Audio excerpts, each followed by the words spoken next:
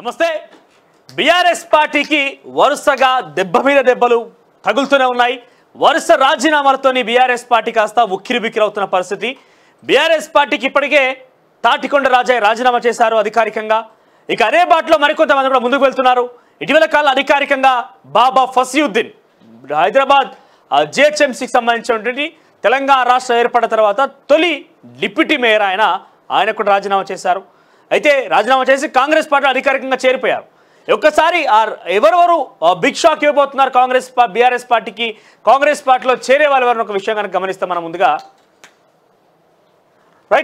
First నుంచి మనం తెలంగాణ రాష్ట్రంలో మూడవసారి ప్రభుత్వం ఏర్పాటైంది. రేవంత్ రెడ్డి అధ్యక్షతన కాంగ్రెస్ ప్రభుత్వం ఏర్పాటైన తర్వాత, రేవంత్ రెడ్డి ముఖ్యమంత్రి అయిన తర్వాత ఫస్ట్ భేటీ ఈ భేటీ. దీంట్లో 4 ఎమ్మెల్యేలు గతంలో కాంగ్రెస్ పార్టీలో పనిచేసిన సునీతా లక్ష్మారెడ్డి, ఆ తర్వాత గూడమైపారెడ్డి బీఆర్ఎస్ పార్టీ, ఇద్దరు కూడా బీఆర్ఎస్ పార్టీలో పనిచేసిన వాళ్ళే. అయితే ఇక్కడి నుంచి మొదలుకుంటే వరుసగా బీఆర్ఎస్ పార్టీకి షాకులు తగులుతూనే ఉన్నాయి. ఇక డెఫినెట్గా ఎవరు కలిసిన వాళ్ళు చెప్పారేంటి, నియోజకవర్గ అభివృద్ధి కోసం కాంగ్రెస్ పార్టీ లేదంటే ఏ ప్రభుత్వం ఉన్నా ఆ ప్రభుత్వం యొక్క పథకాలకు ఆకర్షితులం అయిపోయి వాళ్ళ యొక్క భాగస్వామి అయ్యేందుకే మేము ఆ పార్టీలో చేరుతామని చెప్పే అంశం మనం చూస్తూనే ఉంటాం. అది కామన్ పరమిగా.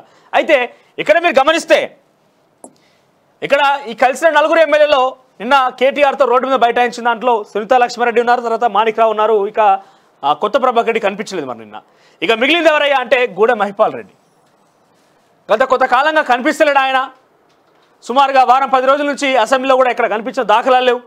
మరి ఏమైపోయింది, ఎక్కడ పోయినా అర్థమైతే లేదు. కానీ మొత్తం మీద ఎక్కడ కనిపించలేదు. నియోజకవర్గంలో కూడా కనిపిస్తలేడట. కొంత ఆ నియోజకవర్గంలో చర్చ ఏందనంటే ఏదో పావులు గడుపుతున్నాడు. డెఫినెట్గా గతంలో ఆయన అక్రమ అవినీతి ఆరోపణలు ఎదుర్కొన్నాడు కాబట్టి వాటి మీద ఉక్కుపాదం మోపేందుకు డెఫినెట్గా రాష్ట్ర ప్రభుత్వం సిద్ధమైందని ఒక ఆలోచనలోనే కాస్త స్తబ్దుగా ఉండి ఇక్కడి నుంచి ఇటు వెళ్ళిపోయినట్టు తెలుస్తోంది. మరోవైపు ఆయన కాంగ్రెస్లో చేరుతారన్న ఒక ప్రచారం కూడా జోరుగా నడుస్తోంది. మరి చూద్దాం ఏం జరగబోతున్నారు. ఎందుకంటే హరీష్ రావుకి ముఖ్య అనుచరుడిగా, ముఖ్య సన్నిహితుడిగా గూడెం మహిపాల్ రెడ్డి కొనసాగుతున్నారు. ఇది మొదటి భేటీ, మొదటి అంశం బీఆర్ఎస్ పార్టీకి సంబంధించి షాక్ విషయం. ఇక రెండో విషయానికి వస్తే ప్రకాష్ గౌడ్, రాజేంద్ర నగర్ ఎమ్మెల్యే ప్రకాష్ గౌడ్, ఈయన ఈ 4 ఎమ్మెల్యేలతో పాటుగా వెళ్ళి కలవలేదు. 4 ఎమ్మెల్యే ఎందుకు పోయారంటే నియోజకవర్గ అభివృద్ధి కోసమే అని చెప్పి కేవలం మెదక్ జిల్లాకు సంబంధించిన 4 ఎమ్మెల్యేలు కలవడం జరిగింది. Narsapur MLA, Patancheru MLA, Dubbak MLA, తర్వాత జహీరాబాద్ ఎమ్మెల్యే. సో అందరూ కలిసి కలవడం జరిగింది. మెదక్ సంబంధించినటువంటి ఈ జిల్లాకు సంబంధించినటువంటి 4 ఎమ్మెల్యేలు కూడా కలిశారు. సో తర్వాత ప్రస్తుతాన్ని చూస్తే కనుక ప్రకాష్ గౌడ్, సో ఇక్కడ చూస్తే ఇది మెదక్ కేసీఆర్ కంచుకోట, ఆ తర్వాత హైదరాబాద్ జిహెచ్ఎంసీలోని మరొక నియోజకవర్గం రాజేంద్ర నగర్ నియోజకవర్గం. రాజేంద్ర నగర్ ఎమ్మెల్యే ప్రకాష్ గౌడ్ వెళ్ళి కలవడం జరిగింది. సో ఇదే బాటలో నేను ఎవరైనా కలుస్తా అంటూ రేవంత్ రెడ్డి అసెంబ్లీ వేదిక కానీ ఎవరైనా కలవచ్చు, దీనికి తారతమ్యాలు ఏమీ లేవు, ముఖ్యమంత్రికి అందరూ కలవచ్చు, ప్రతిపక్ష నేతలు కూడా నిత్యం అందుబాటులో ఉంటానని చెప్పి రేవంత్ రెడ్డి ఏదైతే చెప్పిండో నా నియోజకవర్గ అభివృద్ధి పనుల కోసమే కలిసినా అని చెప్పి చెప్పిండు. ఎవరైనా కూడా బేసిక్గా పార్టీ మారే ముందు ఏం చెప్తారు, నియోజకవర్గ అభివృద్ధి కోసం కలిసినా, బడుగు బలహీన వర్గాలకు న్యాయం చేసేందుకు కలిసినా, లేకపోతే ప్రభుత్వం ప్రవేశపెట్టే పథకాలు ఆకర్షితులు అయిపోయి ప్రజల నుంచి, కార్యకర్తల నుంచి ఒత్తిడి కారణంగా నేను పార్టీలో కలుస్తానని చెప్పేటువంటి మాటలు కనిపిస్తూ ఉంటాయి. సో ఆ దిశగా ప్రకాష్ కూడా ఆ రకంగా మాట్లాడిండు. ఇంకా అధికారికంగా రాజీనామా కానీ అధికారికంగా చేరిక మాత్రం జరగలేదు. కానీ డెఫినెట్గా ఆ దిశగా ప్రయత్నం అయితే కనిపిస్తోంది. ఆ తర్వాత బొంతు రామ్మోహన్ హైదరాబాద్ మాజీ మేయర్, జిహెచ్ఎంసీ మాజీ మేయర్, ఇప్పటికే దాదాపుగా ఖరారు అయిపోయినట్టే. ఇక రేపో మాపో అధికారికంగా రాజీనామా తర్వాత కలిసే అవకాశం డెఫినెట్గా ఉండబోతోంది. అంటే గతంలో ప్రధాన ప్రతిపక్షంలో రేవంత్ ఉన్నప్పుడు జిహెచ్ఎంసీ పరిధిలో ఎటువంటి అవకాశం కల్పించకుండా బొంతు రామ్మోహన్ కేవలం కేసీఆర్కి, కేటీఆర్కి అందుబాటులో ఉంటూ ఒక రాజకీయంగా డెఫినెట్గా ప్రయత్నం చేసిండు. సో ఆ తర్వాత ఆయనకి మేయర్గా పదవీకాలం ముగిసిన తర్వాత పార్టీలో కానీ ఎక్కడ కూడా గౌరవం లేకుండా పోయింది. అనేక సార్లు ఉప్పల్ టికెట్ ఆశించిన పరిస్థితి, ఎక్కడో దగ్గర ఎమ్మెల్సీగా అవకాశం ఇవ్వబోతారా, లేకపోతే రకరకాలుగా ఊహించినప్పటికీ అన్ని చోట్ల కూడా భంగపాటు గురైనటువంటి ఆ వ్యక్తి కాంగ్రెస్ పార్టీతో మిలాఖైనట్టుగా దాదాపుగా ఇక చేరిక తథ్యమైన రకంగా అనిపిస్తోంది. ఇక రేపు మాపో చేరిక ఆ మాత్రమే మిగిలి ఉంది, మిగిలిన మొత్తం కూడా అయిపోయినట్టుగా కనిపిస్తోంది. ఇక ఆ తర్వాత స్వామి గౌడ్, పొన్నం ప్రభాకర్ ఇటీవల కాలంలో స్వామి గౌడ్ ఇంటికి వెళ్ళి నేరుగా అక్కడ భోజనం చేసి వచ్చి ఆయన ఆహ్వానించిన పరిస్థితి. సో స్వామి గౌడ్ కూడా గతంలో బీఆర్ఎస్ పార్టీకి రాజీనామా చేసి బీజేపీకి నుంచి రాజీనామా చేసి తిరిగి బీఆర్ఎస్కి వచ్చినప్పటికీ రాజకీయంగా బీఆర్ఎస్లో ఎక్కడ కూడా కనిపించడం లేదు. సో మరోసారి తిరిగి ఆయన కాంగ్రెస్ వైపు అడుగులు వేస్తున్నారు. అందుకే పొన్నం ప్రభాకర్ వెళ్ళి ఆహ్వానించారు సైతం అనే ఒక వాదన పెద్ద ఎత్తున జరుగుతూ ప్రచారం జరుగుతోంది. ఇక స్వామి గౌడ్ కూడా గతంలో మండలి చైర్మన్గా పనిచేస్తారు. బీఆర్ఎస్ పార్టీకి ఉద్యమకారుడు, కేసీఆర్కి అత్యంత సన్నిహితుడు. సో ఆయన కూడా రేపో మాపో కాంగ్రెస్ పార్టీలోకి టచ్లోకి వెళ్ళబోతున్నారు. డెఫినెట్గా ఆ దిశగా ప్రయత్నాలు సాగుతున్నది పెద్ద ఎత్తున ప్రచారం. ఇక తీగల కృష్ణారెడ్డి, సో తీగల కృష్ణారెడ్డి సైతం ఇదే రకంగా ముందుకు వెళ్తున్నారు. సో తీగల కృష్ణారెడ్డి విషయంలో కూడా పెద్ద ఎత్తున ఇప్పటికే ఆయన దాదాపుగా చేరే అవకాశం కూడా కనిపిస్తోంది. ఇప్పటికే బీఆర్ఎస్ పార్టీకి రాజీనామా ఇచ్చే ఆయన ప్రయత్నం చేస్తున్నారు. దాదాపుగా చేరేటువంటి అవకాశం ఇవాళలో రేపు ఉండబోతోంది. తనతో పాటుగా తన కోడలు రంగారెడ్డి జిల్లా జెడ్పీ చైర్మన్ కూడా తనతో పాటు కలిసే అవకాశం ఉంది. కుటుంబ సమేతంగా, అంటే తాను ఇప్పటికే మాజీ ఎమ్మెల్యేగా ఉన్నారు, చాలా కీలకమైన రాజకీయ నాయకుడు, రంగారెడ్డిలో చాలా ఇన్ఫ్లుయెన్స్ చేయగలిగినటువంటి రాజకీయ నాయకుడు. దీంతో పాటుగా రంగారెడ్డి జిల్లాలో తన కోడలు కూడా ప్రస్తుతం జెడ్పీ చైర్మన్ కొనసాగుతున్నారు. తను కూడా అనిత, బహుశా తను కూడా చేరే అవకాశం డెఫినెట్గా ఉండబోతుంది. ఇప్పటికే ఆయన పలుమారు కూడా రేవంత్ రెడ్డి కలిశారు. ఇక ఇవాళ రేపట్ల చేరే అవకాశం ఉంది. ఆయనతో పాటుగా ఈరోజు మరికొంతమంది కూడా చేరే అవకాశం ఉందట. ఇక చివరిగా ప్రస్తుత deputy mayor Srilatha Shobhan Reddy, GHMC deputy mayor Srilatha Shobhan Reddy కూడా రేవంత్ రెడ్డితో భేటీ అయ్యారు. ఇక రేపో మాపు వాళ్ళు కూడా కలవబోతున్నారన్నట్టుగా చాలా స్పష్టంగా అర్థమవుతున్నది.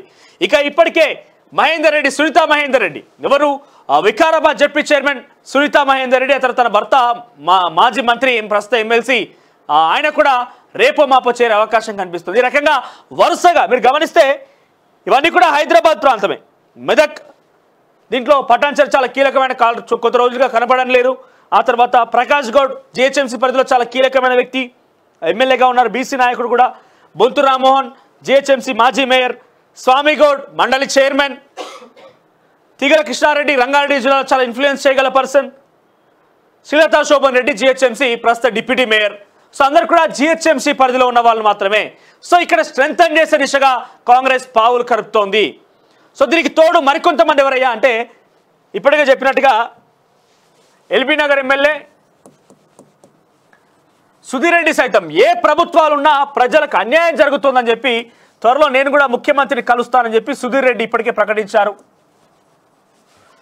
ఇదే దిశలో రంగారెడ్డి జిల్లాకు సంబంధించిన వికారాబాద్ జెడ్పీ చైర్మన్ సునీతా మహేందర్ రెడ్డి, తర్వాత ఎమ్మెల్సీ మహేందర్ రెడ్డి కూడా ఇప్పటికే భేటీ అయిపోయి రేపో మాపో చేరికన్నట్టుగా దాదాపుగా వార్తలు వినిపిస్తున్నాయి. అయితే ఏఐసిసి పెద్దల యొక్క అపాయింట్మెంట్ కోసం ఆగుతున్నారు. అపాయింట్మెంట్ దొరికిన వెంటనే మహేందర్ రెడ్డి చేరే అవకాశం ఉన్నది. ఇక ఈరోజు బీఆర్ఎస్ పార్టీ ఒక రకంగా ఓటమి పాలైందంటే తన వంతుగా తాను కూడా ఏదో రకంగా బీసీల ఉద్యమాలు చేపట్టి, ముద్రాజ్ ఉద్యమాలు చేపట్టి కొంతగా ఇన్ఫ్లుయెన్స్ చేసిన నీలమధు ఇప్పటికే ఈరోజు అధికారికంగా మధ్యాహ్నం కాంగ్రెస్ పార్టీలో చేరబోతున్నారు.